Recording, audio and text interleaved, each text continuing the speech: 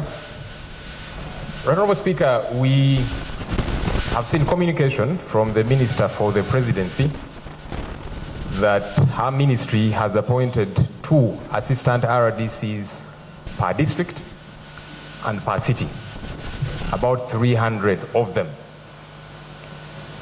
Right Honourable Speaker, we would like to be kept in the loop to understand a couple of things. One, government has been pushing us on rationalization, saying we need to rationalize entities, send them back to the ministries so that we can save taxpayers' money, so that we can cut down on government expenditure. And that justification makes sense. But as we are doing that, Right Honourable Speaker, we are then seeing... What is the order for? Madam Speaker, that national resistance movement. And I think the National Unity Platform should allow the national resistance movement to organize government. Madam Speaker, this helps us to understand. You can't have an order on order.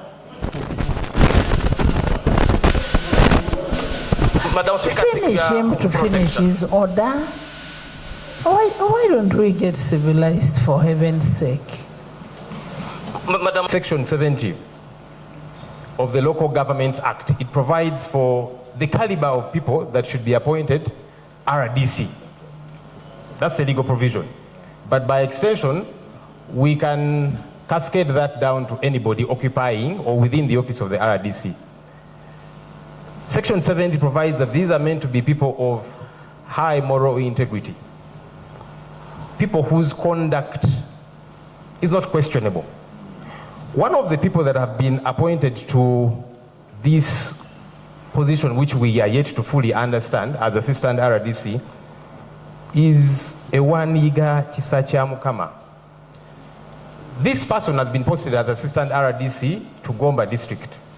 Right Honourable Speaker, in 2021, videos made rounds of this person. Honourable, just a minute.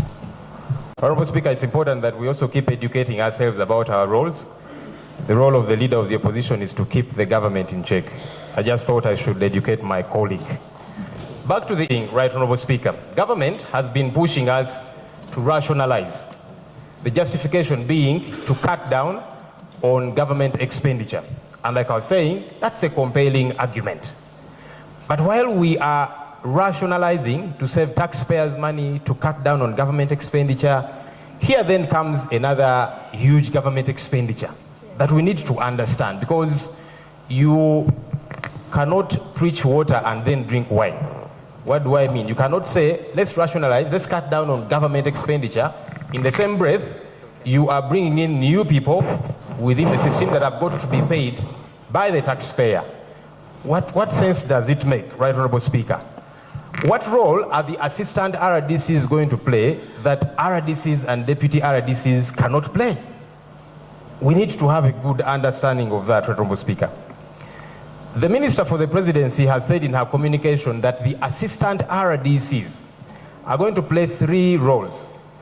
Number 1 is to promote patriotism. Number 2 is to carry out mobilization. And number 3, to fight corruption. We need to be helped to understand whether now assistant RDCs are taking over the work of the Inspectorate of Government, because there seems to be a lot of duplication. Also, if you're saying they are meant to carry out mobilization, for what exactly? Is it mobilization for the NRM, mobilization for Parliament, mobilization for what exactly? This needs to be broken down. And finally, Right Honourable Speaker, have people who are occupying public offices, earning from the Consolidated Fund, they address in public, hurl insults at people and traditional leaders like this Yiga person. It's unacceptable. Right Honourable Speaker, if you could guide further, because you are not the government chief. But I want to refer you to Article 203. Receive a report from the Minister, but we request that as the whip talks to the Minister to bring the report.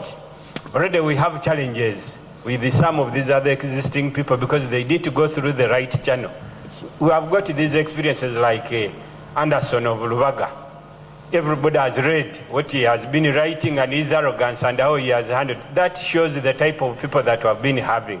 Now, if we have been having the type of Anderson existing, the current that they have appointed right honorable, the current ones, I have an example of one who didn't even go to school at all, but is also posing as the assistant. So this is where we are going. So we request that as the minister comes with his report, let him also show us those people he's appointing and their qualifications. Honorable Member.